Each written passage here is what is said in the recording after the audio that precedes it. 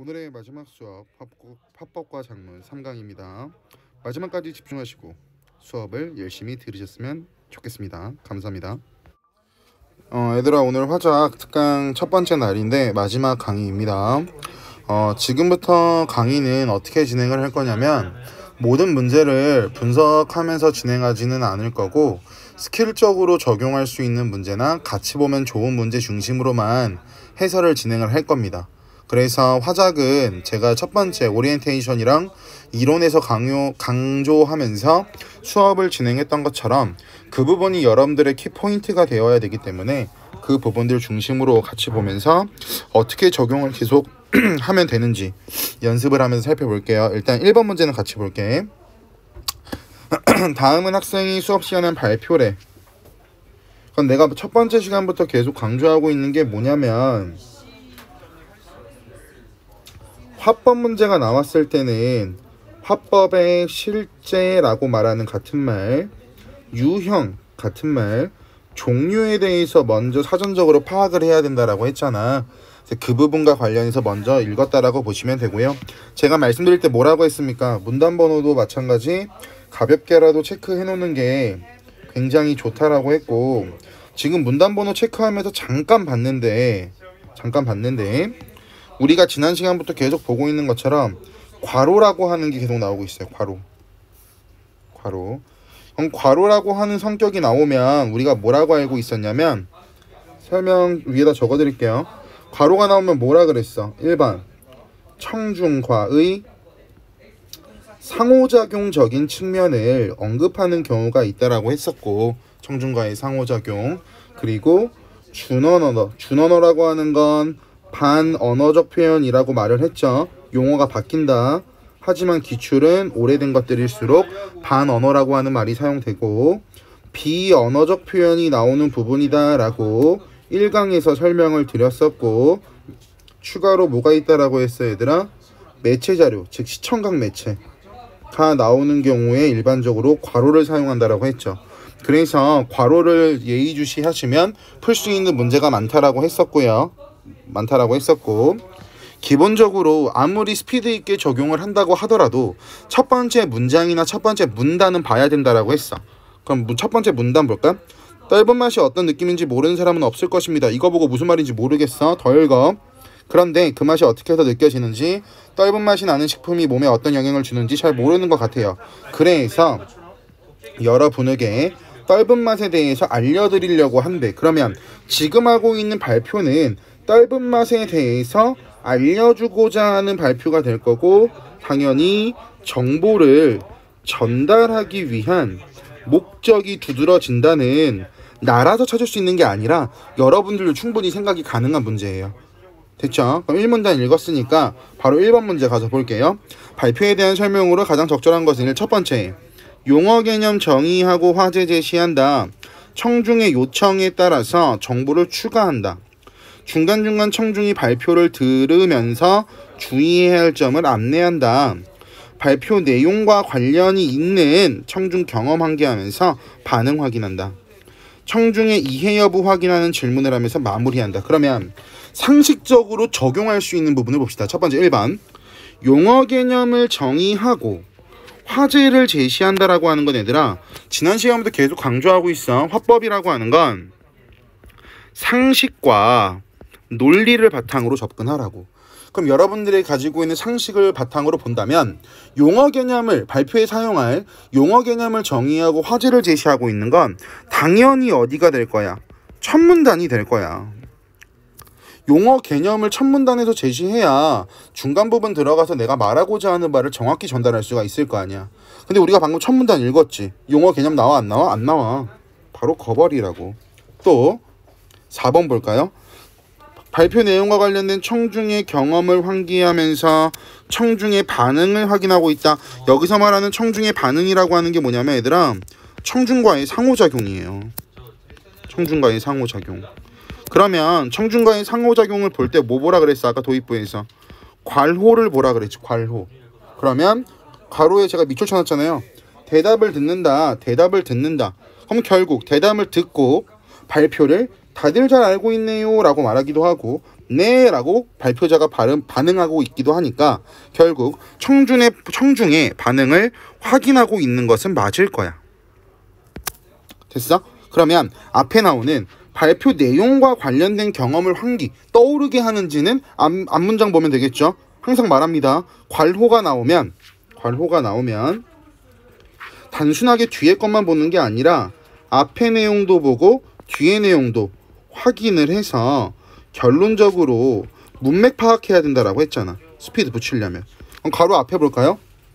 배운 적이 있는데 기억하세요? 그리고 맛이라고 하는 게 혀에 있는 미각세포를 통해 느껴진대. 그러면 떫은 맛이라고 하는 건 맛의 일부이기 때문에 떫은 맛과 관련된 맛, 미각세포를 배운 적이 있다라고 하는 과거 경험을 떠오르게 하니까 정답은 4번이 되겠죠. 되셨죠? 그리고 5번 볼까요? 청중의 이해 여부를 확인하는 질문을 하면서 마무리한대. 그럼 상식적으로 5번은 어디야? 마지막 문단이 되겠죠. 그럼 마지막 문단 볼까? 떫은 맛 꺼리는 사람 있어. 떫은 맛은 다른 맛과 혼합돼서 독한 풍미 형성하기도 해. 풍미 때문에 녹차랑 홍차를 즐기는 사람도 많은데 신품이 많다는 거 알게 되었어. 더 찾아보면 어떨까? 발표 마칠게. 여기까지 보면 이해 여부를 확인하는 질문 나와요, 안 나와요? 안 나오잖아. 그리고 마무리라고 하면 마지막 문단을 보면 되니까 여기서 정확히 1번과 4번과 5번은 굉장히 단기간에 분석이 되는 게 145라고 보시면 돼요. 속도를 줄이고 글 분석을 최소화하는 방법은 지금 우리가 첫 번째 시간에 배웠던 방법을 적용하는 것처럼 적용을 해서 빠르게 분석이 되는 걸 빠르게 분석하는 거야. 그럼 정답이 이미 나와버렸고 3번 같은 경우에는 얘들아 전형적으로 글을 좀 분석해야 돼. 같은 말 읽어야 돼. 왜냐하면 발표자가 주의해야 될 점을 안내하고 있다라고 하는 건 약간 내용일치 문제처럼 바뀔 수가 있기 때문에 여러분들께서 꼭 읽으셔야 풀 수 있는 부분이라 1번 같은 문제는 스킬 적용이 반드시 필요한 거고 청중의 요청에 따라 발표 내용에 대한 정보를 추가하고 있다라고 하는 건 중간 부분을 집중적으로 보시면 돼요. 중간 부분. 그러면서도 마찬가지 글을 분석하면서 같은 말 읽어야 하는 부분이에요. 3번도 결론적으로 중간 부분 읽으시면 되고요. 중간중간이라고 대놓고 나오기도 했고. 그래서 스킬을 적용하면 빨리 풀 수 있는 문제, 그냥 다 읽고 접근하면 느리게 푸는 문제, 이렇게 문제를 푸시면서 활용하시면 좋을 것 같습니다. 되셨죠?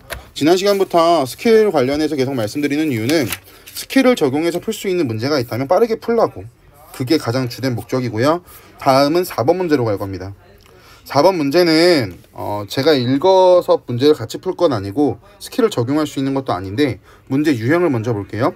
가에 나타난 의사소통 방식입니다. 그럼 얘는 문제 어떻게 접근하면 되냐면 아래 보기 보자. 첫 번째는 누가 나와 있냐면 진행자는 주어, 지도자는 주어, 진행자는 주어, 진행자는 주어, 또 지도사는 주어가 나오죠. 그러면 이런 문제가 나왔을 때는 결국 어쩔 수 없어요. 주어를 먼저 찾고 지문에 제시된 내용과의 비교가 가장 무난하고 합리적인 방법 중에 하나라고 보시면 될 것 같아요. 그래서 이 문제는 처음 보는 문제 유형이라고도 생각하실 수가 있지만 결국 내용일치 문제가 되기 때문에 여러분들께서 알고 계시면 좋을 것 같습니다. 아셨죠? 그 다음 넘어가서 볼게요. 7번 문제로 갈게요. 다음을 고려할 때 A에 들어갈 내용으로 적절한 것은 이라고 나와 있는데 이 문제는 제가 1강에서 설명드렸던 문제 중에 같이 보면 좋은 문제인데 그 장문 중에서 조건에 따른 표현이라고 해서 무엇을 여러분께 설명드렸냐면 조건이 주어지는 경우가 있고 그 조건이 적용된 1번부터 5번까지의 선지를 찾는 문제가 제가 존재한다라고 말씀을 드렸을 거예요. 그래서 형식 조건이랑 내용 조건이 동시에 나오면 무조건 제가 뭐라고 했냐면 형식 조건을 먼저 분석하라고 했어요. 그러면 5가지 선지 중에서 한 2개는 지워져 버린다고. 그런데 요즘 문제 트렌드는 복수, 즉 여러 개의 내용 조건이 나오는 경우가 있어요. 그럴 때는 첫 번째 나오는 조건은 첫 번째 문장으로 활용된다라고 했고, 공간이 제가 잘못 선정해서 그냥 적을게요. 반면에 두 번째 나오는 조건은 두 번째 문장으로 출제가 된다라고 했어. 그러면 이 문제를 풀 때 가장 먼저 우리가 뭘 해야 돼? 아래 나와 있는 것을 보기라고 가정을 했을 때 보기에 제시된 조건을 분석을 먼저 해야 돼. 그럼 가자. 체험의 의미가 부각되도록 심수 프로그램에 참여하기 전과 후의 내 마음 상태를 표현할 거야. 그리고 삶의 자세에 대한 다짐. 그러면 여기 나와 있는 아픔 이 1번이 첫 번째 조건, 그리고 라고 나와 있는 것 뒤에 나오는 2번이 마찬가지 두 번째 조건이 될 겁니다. 근데 여러분들이 눈으로 보시는 것처럼 1번과 2번은 형식적인 조건이 있는 것이 아니라 내용적인 조건만 2개가 나와 있으니, 제가 지난 시간에 스킬로 말씀드렸던 복수의 내용 조건, 첫 번째 문장은 첫 번째 조건이다, 두 번째 조건은 두 번째 문장이다. 이 방법을 여러분들이 적용시키시면 돼요. 그러면 빠르게 풀 때는 1번부터 5번까지 보시면 문장은 문장 부호로 끝나니까 끊어. 마찬가지 또 끊어. 그럼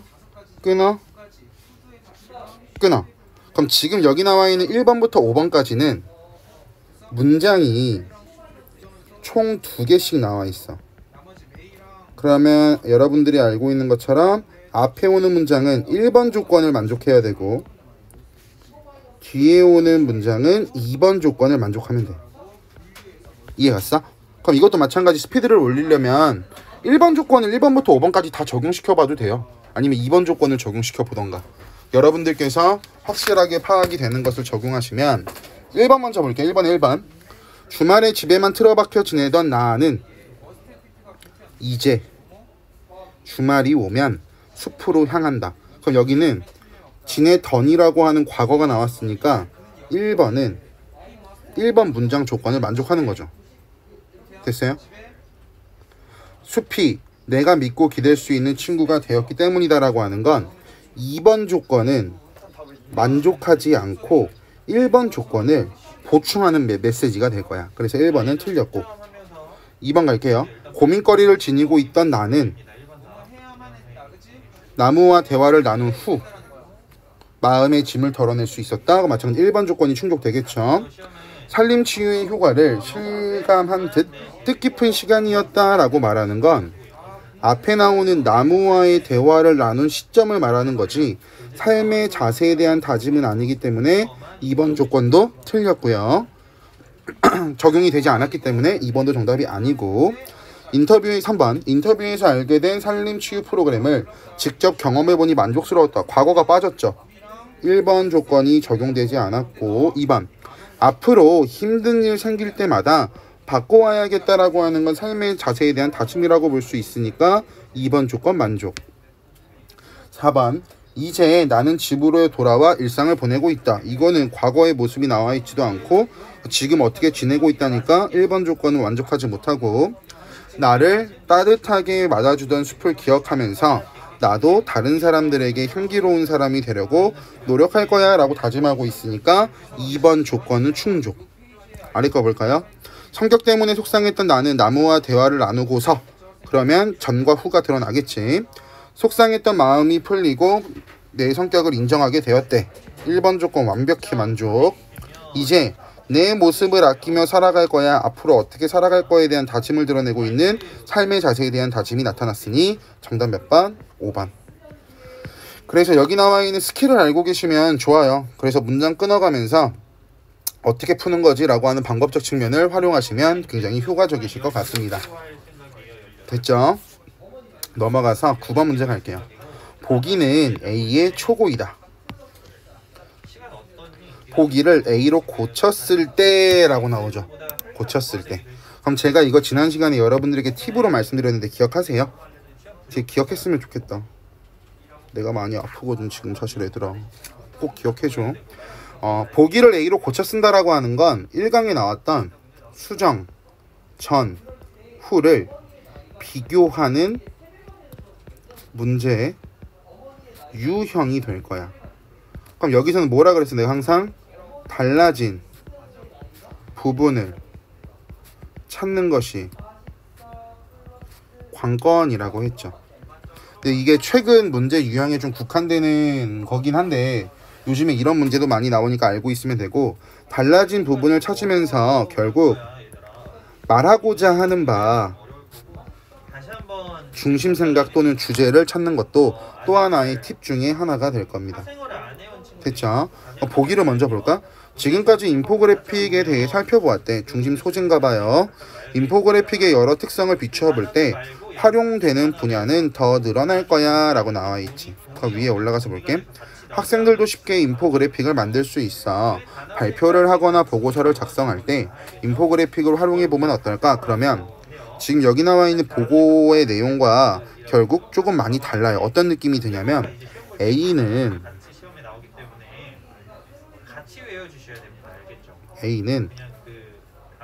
그 느낌상 조금 편하게 메시지를 전달하고 있는 느낌이 좀 들고, 중요한 부분 뒤에 나와요. 발표와 보고서의 전달력이 한층 높아질 것이다 라고 나와 있죠. 그러면 아래 나와 있는 초고는 활용 분야는 더 늘어날 거야 라고 하는 단순한 전망을 제시하면서 끝나고 있다면 전달력이 좋아질 거야 라고 말하고 있는 이 A는 긍정적인 측면을 부각하면서 한편의 글을 끝맺고 있습니다. 그럼 여기서 말하는 긍정적 측면이라고 하는 건 결국 독자에게 어떠한 긍정적인 효과를 주는가 라고 하는 측면이니까 효용이라고 하는 말로 바꿔치기를 할 수가 있겠죠. 그럼 얘를 바탕으로 문제를 보시면 1번 예상 독자가 탐구해야 될 문제 안 나왔고, 얻을 수 있는 효용 바로 나왔죠. 정답 몇 번? 2번. 이어서 볼게. 글의 내용에 대한 균형적인 관점, 도입에서 제기한 문제에 대한 답이 포함되도록 설명한 순서대로 요약한 내용이 포함되도록. 그럼 여기서 여러분들이 제가 방금 했던 것처럼 못했을 때 가장 시간이 많이 걸릴 게 뭐냐면 3번이랑 4번이랑 5번 같은 경우에 글 전체를 봐야 되는 부분이라 시간이 굉장히 많이 뺏길 거야. 그런데 방금 우리가 했던 것처럼 달라진 부분 중심으로 밑줄 치면서 활용하기 시작하면 시간을 많이 단축할 수가 있을 겁니다. 아시겠죠? 그래서 첫 번째 시간에 배웠던 스킬을 적용할 수 있는 부분 넘어가서 다음 회차로 넘어갈게요. 제목 보세요. 얘는 뭐래요? 연설이래. 제가 화법 나오면 무조건 화법의 유형은 파악해야 된다라고 했잖아. 이 연설은 말 그대로 누군가를 설득하기 위한 설득적 말하기고요. 사적인 말하기가 아니라 공적인 상황에서 이루어지는 공적인 말하기가 될 거야. 그럼 상식적으로 설득하기 위한 거니까 당연히 뭐가 나올까 얘들아? 내가 말하고자 하는 주장과 근거는 맞물릴 거고, 이 근거 중에서도 뭐 객관적인 자료도 있을 거고, 주관적인 자료 나오면 안 되겠죠.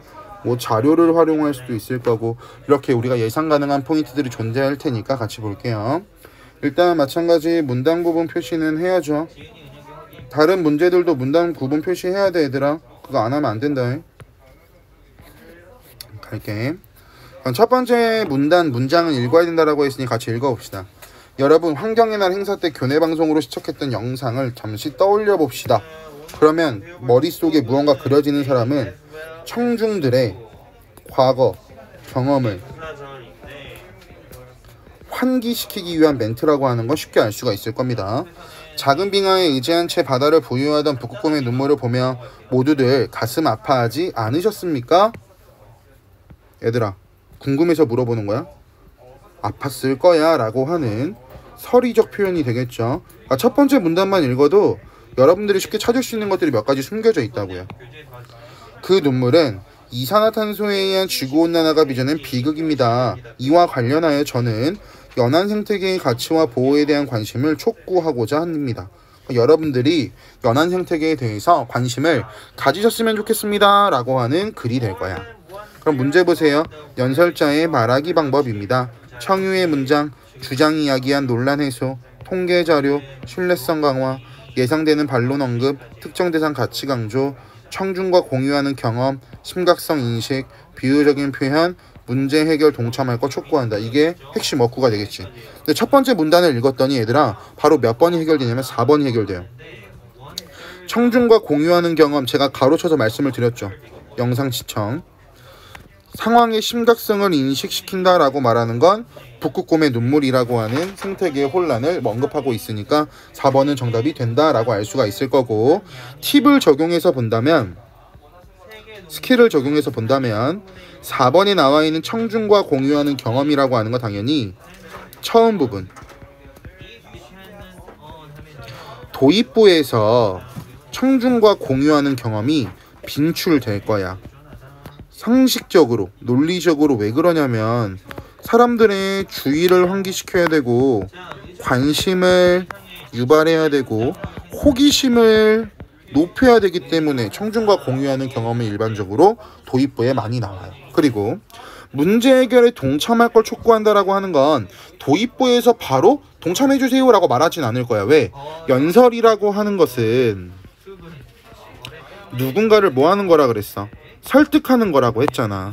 근데 도입부의 주장과 근거가 나오지 않고 중간 부분에 주장과 근거가 나올 텐데, 중간 부분에 주장과 근거가 나온다라고 해서 동참을 촉구하면서 끝나진 않을 거라고. 결국 얘는 마지막 문단 보는 거야. 무언가를 촉구할 때. 그리고 비유적인 표현이라고 하는 건 뭐 직유, 은유, 우인, 화류 이런 것들이 되겠죠. 그럼 마지막 문단 볼까요? 지금 우리가 연한 생태계로 눈을 돌리지 않으면 북극곰의 눈물은 우리의 눈물이 될 거야. 건강한 지구를 후손에게 물려주기 위해 일회용품 줄이기, 나무 한 그루 심기와 함께 이산화탄소의 흡수원이자 저장고인 지구의 보물 연한 생태계라고 나와 있으니까 비유적인 표현이 되겠죠. 알리는데 동참합시다 라고 나와 있으니 5번도 맞는 말. 결국 1번부터 5번까지 하나하나 분석하는 게 글 전체를 읽어야 풀 수 있는 것이 아니라 해당되는 상식적으로 출제될 것 같은 문단을 보면 해결이 된다는 거죠. 또 통계 자료가 나오면 얘들아, 내가 항상 뭐라 그랬어? 뭐가 나온다? 1강에서 말했잖아. 숫자가 나온다. 수치가 나온다. 그러면 눈으로 대충 봐도 숫자 나오죠. 그러니까 통계 자료가 사용된다? 맞네요. 주장의 신뢰성 강화한다? 그럼 자료를 왜 썼는지 보자. 2018년 여기 볼게요. 정부 통계에 따르면 우린 연안 생태계 개법 면적은 산림의 약 4%에 불과하지만 연간 이산화탄소 흡수량은 산림의 약 37%이며 흡수 속도도 수십 배에 달합니다. 그럼 결국 이 부분은 수치 자료를 활용해서 뭐 하는 거야? 연안 생태계의 중요성을 강조하는 부분이 되겠죠. 일부만 맞습니다. 일부분만. 그럼 2번도 마찬가지 맞는 말이 될 거고. 됐죠? 그럼 이제 1번과 3번만 남아요. 1번과 3번만 남거든요. 근데 여기서 3번은 예상되는 반론을 언급하여, 그리고 1번 청유형 문장을 사용한다.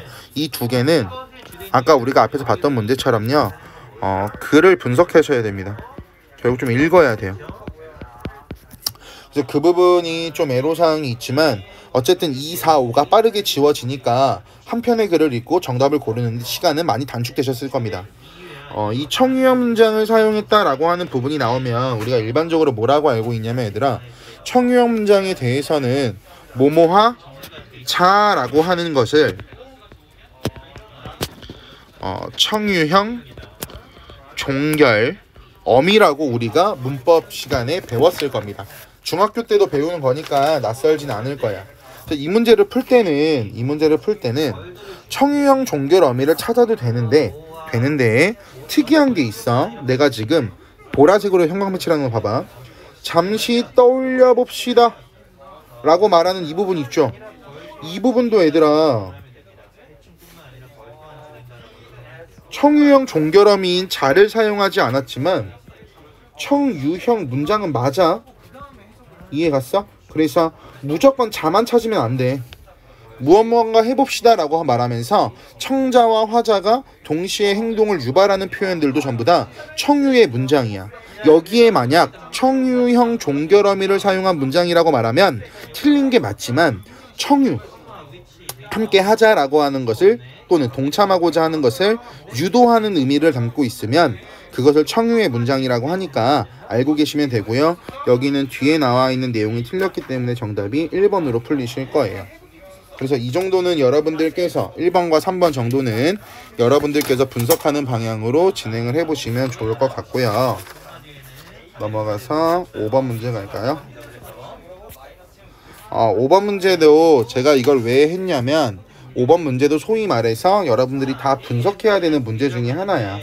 분석해야 되는 문제 중에 하나인데 어떻게 기준을 잡으면 좋아하면 A에서 학생 1, A에서 학생 3, B에서 학생 1, B에서 학생 3, A, B 모두 문장의 소위 말하는 주어를 체크한 다음에 학생 2의 발화를 듣고 자신이 확인한 주변 상황을 근거로 의견 뒷받침, 학생 1 발화 중 일부 재진술해서 제시한 상황에 대한 이해 정확한지 확인하기, 관점과 상반되는 다수의 생각을 언급하면서 차별성 부각하기, 요약하고 학생 2의 견해가 지닌 한계 드러내기, 학생 2는 질문의 형식을 활용해서 학생 1 의견에 대해 추가로 생각할 점이 있는지 밝히고 있다라고 하는 거. 그 주어랑 뒷받침하는 문장의 근거를 구분해서 여러분들이 접근하셔야 되고 얘도 어쩔 수 없이 지문 분석이에요. 얘도 어쩔 수 없이 지문 분석인데 제가 지난 시간부터 말했잖아요. 화법이 맨 처음에 오면 맨 뒤에는 작문 단독 문제가 일반적으로 출제가 되고 가운데는 화법과 작문의 복합 문제가 나온다라고 했잖아. 그리고 제가 뭐라고 강조했었냐면 화법과 작문은 시간 단축용이고 가운데 나오는 화법과 작문의 복합은 여러분들이 조금 주의 깊게 살펴봐야 되는 부분이라고 말씀을 드렸죠. 그래서 그 부분이기 때문에 어떻게 문제를 풀면 좋을지에 대한 스킬적인 부분만 말씀을 드린 거지 여러분들이 한번 읽어서 문제를 푸시면 크게 낯설진 않으실 것 같습니다. 아래 가서 6번 문제 보시면 6번 문제는 보기가 좀 좋아서 보기를 한번 보고자 같이 보자라고 한 건데요. 볼게요. 글을 쓸 때는 설득 전략과 표현 방식을 활용해서 설득 효과를 높일 수 있는데 논리적 추론을 강조하는 이성적 설득 전략에는 뭐가 있냐면 전문가 소견이나 객관적 자료 활용하기, 예상 반론 언급하고 필자의 주장이 우위에 있음을 드러내기가 있다. 반면에 독자의 감정에 호소하는 감성적 설득 전략은 독자나 필자의 경험을 언급하기, 또한 표현 방식으로는 이중부정이나 서리법 등이 있다라고 말하는 부분을 바탕으로 구분을 해놓으시고요. 구분을 해놓으시고 1번 문제 갈게요. 현황과 관련한 예상 독자의 경험을 언급한 것은 그럼 잘 봐. 여기서 예상 독자의 경험이라고 하는 건 어디 나와 있어 얘들아? 감성적 설득 전략이 되겠지. 근데 뒤에 보자. 필자의 주장이 전문가 의견에 부합함을 강조하고 있다. 근데 이 전문가 의견에 부합한다라고 하는 이 부분은 어디 나와 있는 거야? 이성적 전략에 나와 있는 거잖아. 그래서 1번이 틀렸다라고 봐도 돼요. 이해 갔어요? 그러니까 해설지랑 조금 다르게 풀고 있는 방법은 위에 나와 있는 것을 보기에 나와 있는 것을 그대로 적용시켰을 때 맞는지 틀리는지를 보여드리는 건데 기억을 먼저 볼까요? 최근 학교 홈페이지에 올라온 글처럼 학교에 올 때 누군가가 등교에 이용한 자가용으로 인해 놀라거나 위험에 처한 적이 있을 것입니다는 마찬가지 전문가의 의견이 아니니까 틀렸고 2번 니은에서 갈게요. 필자의 경험을 제시하고 예상되는 독자의 경험을 제시한 것은 독자의 감정에 호소하고 싶어서야 라고 나와 있죠. 근데 잘 보세요. 니은을 먼저 봅시다. 자가용 등교는 자신의 등굣길을 편안하게 해주지만 다른 학생들의 등굣길을 혼잡하고 위험하게 만들어주기도 합니다라고 나오잖아요. 그럼 여기서는 결국 위에 걸 연결짓지 않아도 필자의 경험을 제시하고 그와 대비되는 예상 독자의 경험 이 전체가 틀렸다라고 봐도 되겠죠. 2번 틀렸고 3번 디귿에서 구체적인 수치를 활용해서 얘들아 스킬 한번 쓰자. 구체적인 수치가 나오면 뭐가 나온다라고 했어. 말 그대로 숫자가 나온다라고 했잖아. 그 디귿 볼까? 네모네모 경찰서의 자료에 따르면 67% 정도 높다고 합니다. 그러면 구체적인 수치가 나왔고 현황을 보여주고 있죠. 경찰서에서 말한 거니까. 그럼 얘는 당연히 신뢰성을 높이기 위한 객관적인 자료가 될 거고, 이 모든 것들은 위에 나와 있는 객관적 자료 활용하기가 적용된 거니까 이성적 설득 전략이라고 볼 수가 있겠죠. 따라서 정답은 3번. 그래서 위에 나와 있는 것을 적용하는 것도 나쁘지 않고요. 나쁘지 않고 앞에 제시된 기억부터 미음까지 1대1로 비교하면서 푸시는 것도 나쁘지 않은 방법 중에 하나가 됩니다. 넘어가서 몇 번으로 갈 거냐면요. 8번 문제로 갈 텐데 8번 문제부터 10번까지는 뭐라 그랬어요? 일반적으로 장문이라고 말했잖아. 장문이 나오면 스킬이고 나발이고 스킬이고 나발이고 어쨌든 가장 중요한 게 뭐라고 했었냐면 장문 상황 파악하는 거라 그랬죠. 장문 상황 파악하기. 그래서 여기에 대해서 여러분들께서 정확히 알고 계셔야 된다라고 말했습니다. 그러면 장문 목적 먼저 볼까요? 장문 목적은 올바른 물 섭취 방법에 대한 정보 제공이래. 왜? 사람들이 잘못된 인식을 가지고 있으니까. 예상 독자는 학생들이고요. 전달 매체는 2020년 6월에 발간될 거래요. 됐어? 그럼 여기서는 특이하게 이 연도를 여러분들께도 좀 주의해서 봐야 돼. 그리고 여기는 목적과 예상 독자와 매체만 나와 있는데 한 가지 뭐가 빠졌어? 주제가 빠진 것처럼 보이잖아 얘들아. 하지만 주제는 어디 있는 거야? 그렇지, 여기요. 주제가 올바른 물 섭취 방법 제공이 되겠죠. 그럼 이거 바탕으로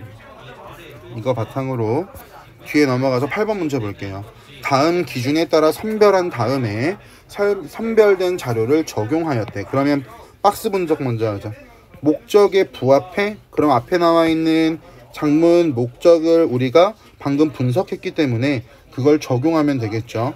여기서 말하는 장문 목적이라고 하는 건 뭐라 그랬어? 올바른 물 섭취 방법 제공. 얘가 목적이죠. 그리고 두 번째, 출처가 분명해야 되고 최근의 정보여야 돼. 이거 한 줄로 밑줄 치면 조건이 한 개처럼 보이지만 구분해야 돼. 출처가 분명해야 되고 최근에 쓴 자료여야 된다. 그럼 이 부분에서 우리가 하는 문제는 뭐냐면, 결국 이 문제는 1강에서 말했던 장문에서 자료를 수집하고 활용하는 문제 유형이 될 거야. 그럼 내가 뭐라 그랬어요? 일단 1번 자료의 핵심을 찾아야 되고요. 중심 문장 찾는 것처럼 핵심을 찾아야 되고, 주어진 1번부터 5번까지의 선지의 타당성 판단하라고 했고, 그리고 장문 상황과 합치, 즉 연관이 있는지를 파악하라고 했잖아. 그럼 아래 가자. 일단 1번부터 5번까지 보면 자료 1, 2, 3, 4, 4. 그럼 주어가 자료와 관련된 내용들이 전부 다 주어로 출제되었기 때문에 우리는 자료 핵심을 찾으러 먼저 앞으로 가보겠습니다. 자료 1은 전문가가 권하는 물 섭취 방법입니다. 재작년도 19년 출처까지 나와 있고요. 물 중독 사례는 결국 여기서 말하는 물 중독과 관련된 잘못된 인식을 보완하기 위한 방법이 될 거고, 14년입니다. 뭐 20년에 발간하는데 14년 정도는 괜찮을 것 같아. 또 한국인이 그럼 물을 얼마나 마시냐 섭취 현황 보고서 병원 1인당 수돗물 사용량 현황. 자료만 봐도 수돗물이라고 하는 거는 좀 애매할 것 같아요. 연도 볼까요? 근데 얘는 2004년이네요 2020년 대비 16년에 차이가 발생하고 있네. 좀 문제가 있을 것 같은데 같이 보자. 아래 갈까요? 1번 자료 1은 내용이 물 섭취에 대한 올바른 정보를 제공하기에 적합하다고 보아. 적합하죠. 누가 말하는 거니까. 전문가. 그리고 출처도 괜찮고요. 그죠? 바에 대해 그렇다라고 판단했다. 그럼 마찬가지 목적에 부합하니까 맞는 말이 될 거고, 자료 2는 내용이 물 섭취에 대한 학생들의 인식이 잘못되었음을 뒷받침한다. 자료 2가 뭐였어 얘들아? 물 중독 사례라 그랬지. 그러면 당연히 잘못되었다라고 하는 걸 뒷받침하기 위해서 작문 목적에 부합할 테니까 그렇다라고 판단할 수가 있겠죠. 3번 자료 3은 연도를 고려하면, 자료 3의 연도가 몇 년이었어? 2004년이죠. 연도는 2004년. 최근 상황을 반영하지 못하지만 출처가 명확하고 물 섭취 실태를 보여주기에 적절하니까 나에 대해 그렇다라고 판단하겠군. 이거 내가 위에서 조건 2가지를 제대로 분석해야 된다라고 했잖아. 이 3번 문제 때문에 그래요. 나에서 그렇다로 가려면 출처도 분명히 해야 되고 최근의 정보도 되어야 돼. 하지만 여기 3번에서는 한 가지만 성립하는데 그렇다라고 체크했다라고 하니까 3번이 틀렸죠. 그래서 이 목적이 한 줄로 나와 있으니까, 조건이 한 줄로 나와 있으니까 맞다라고 생각하시면 안 되고 조건을 쪼개서 진행하셔야 됩니다. 아시겠죠? 9번은 처음 보는 문제 유형이라 제가 팁만 드리면, 내용 조직 방법에는 뭐가 있냐면 얘들아, 일반적으로 문제가 나오고 그 문제를 해결하기 위한 문제 해결 구조라고 하는 게 있고요. 그리고 원인과 결과라고 말하는 인과 구조가 있습니다. 그리고 나열 구조라고 하는 게 있는데, 이 나열 구조는 뭐냐면 대등한 여러 정보를 나열하는 것을 나열 구조라 그래. 그래서 어딘가에 속하고 종속적인 관계는 나열 구조라고 보기엔 좀 애매합니다. 네 번째는 순서 구조라고 하는 게 있는데, 순서 구조라고 했을 때 시간만 생각하시는데요, 시간과 공간도 들어가도 돼. 순서에 따라 조직을 하면 순서 구조야. 여러분들이 좀 한번 알고 있으면 좋을 것 같은 것들만 추가 설명하고 있고요. 마지막은 비교 대조 구조입니다. 비교 대조 구조는 항상 아니면 거의 일정한 기준이 있어요. 그래서 일정한 기준을 사용해서 공통점과 차이점 중심으로 판단하는 것을 비교 대조 구조라고 설명을 해요. 그럼 이거 5가지를 외웠다고 가정했을 때 묻고 답한다. 그럼 얘는 제가 적지 않아도 여러분들이 쉽게 뭐라고 추측할 수 있냐면, 문답 구조도 있구나 라고 추가해서도 문제 없고요. 2번 원인과 결과 관계, 정보 나열, 그리고 과정 순서, 비교 대조. 위에 나와 있는 구조만 여러분들께서 정확히 알고 계셔도 내용 조직 방법 접근하는 건 크게 어렵지 않고, 여러분들이 처음 보는 것 또는 헷갈릴 수 있는 나열, 순서, 비교 대조에 대해서는 추가로 설명까지 말씀을 드렸으니까 문제 풀어보시고 적용하는 연습 해보셨으면 좋겠습니다. 오늘 수업의 마지막 문제입니다. 초고를 읽은 친구의 조언이다. 보기를 반영해서 초고의 마지막 문단을 추가할 건데 적절한 것은 보기. 글이 마무리 드는 것 같지 않아. 그러니까 중심 내용으로 제시한 2가지 유의사항을 모두 포함하는 문장을 추가할래. 그리고 중심 내용에 담긴 정보가 어떤 긍정적인 가치가 있는지도 언급하면 좋겠어. 얘는요, 방금 우리가 아까 봤던, 미안해, 아파, 장문 문제에서 스킬이라고 강조한 부분이 있죠. 조건 주어지는 거. 그래서 뭐 형식 조건 나오고 내용 조건 나오는 경우도 있고, 내용 조건 나오고 내용 조건 나오는 경우도 있다라고 해서 앞에 정리했기 때문에 여기선 가볍게만 정리할게요. 그럼 여기서는 어디서 끊으시면 되냐면 이 점. 그럼 여기 앞에 나와 있는 게 첫 번째 조건이고요, 여기 뒤에 나와 있는 게 2번째 조건이 될 겁니다.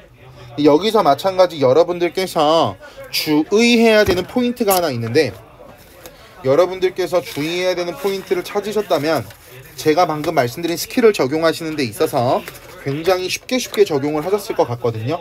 어떤 게 여러분들이 주의해야 되는 포인트냐면 여기요, 2가지 유의사항, 그리고 모두 포함한대요. 그럼 여기서 말하는 2가지 필요사항이라고 하는 건, 유의사항이라고 하는 건 양과 때라고 말하는 시기잖아. 그래서 이 2가지가 모두 들어가 있어야 돼. 이것만 찾으면 스킬 적용하면 쉬워요. 단적으로 5번만 먼저 볼까요? 5번부터. 점 나와 있네. 문장 표시하라 그랬지. 그럼 앞에 나와 있는 문장은 첫 번째 조건, 뒤에 나와 있는 문장은 두 번째 조건이라고 했으니까 5번 먼저 볼게.